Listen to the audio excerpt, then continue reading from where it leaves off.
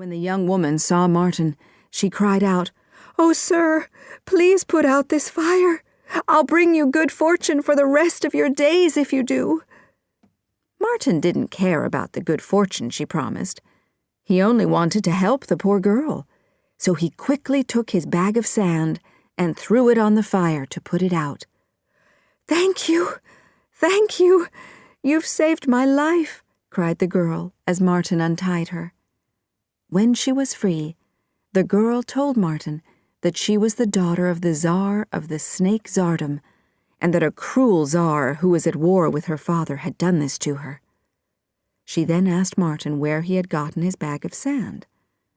Martin told her he had chosen the sand instead of gold and silver for his 3 years' work for the priest. "Well, if you chose that sand, and not silver or gold, it must be very important to you," she said to Martin. "I will always be grateful for your wonderful kindness, and to prove it, I want you to have this ring." As she said this, the girl gave Martin a beautiful gold ring with shining jewels in it. "This ring is very special," she told him. "It's a magic ring, which will give you anything you desire, even if your desire is to marry a Tsar's daughter.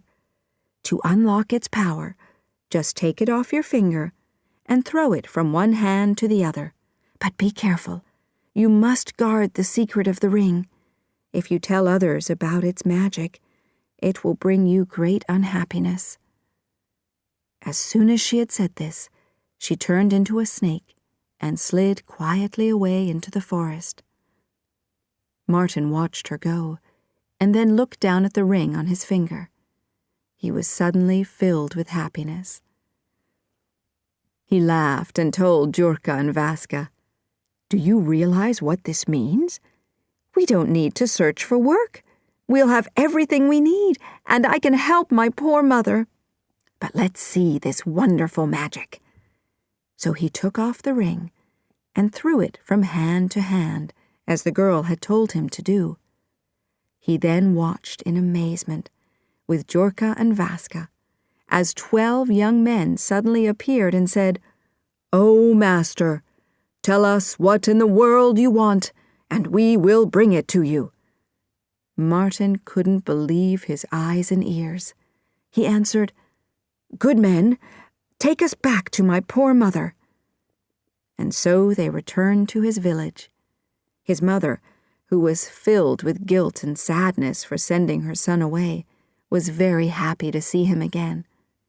"Oh, my son, I've missed you so much and worried so much. Can you ever forgive me?" she cried. "There's nothing to forgive, dear mother," cried Martin, "and our life is going to be wonderful now."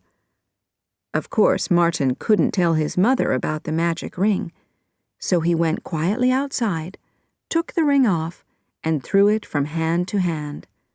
Immediately the 12 young men appeared again and said, "Oh, master, tell us what in the world you want, and we will bring it to you."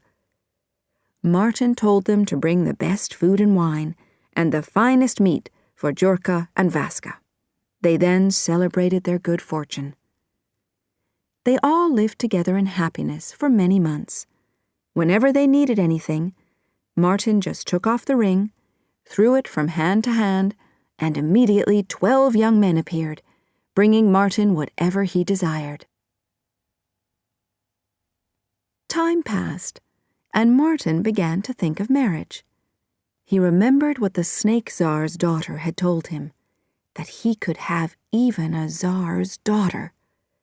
So he asked his mother to go to the Tsar's palace and ask permission for Martin to marry the Tsarevna. His mother was very worried and warned her son that this was a mistake. "The son of a peasant doesn't marry the daughter of a Tsar. You should look for an ordinary girl to be your wife. You're asking me to do something which is very dangerous. The Tsar could have our heads cut off for even asking such a thing." But Martin had made his decision and wouldn't change his mind. So his mother went to the palace, feeling very anxious. When she tried to enter the palace, The guards wouldn't allow her inside. They tried to drag her away, but she made such a noise that the Tsar eventually agreed to see her.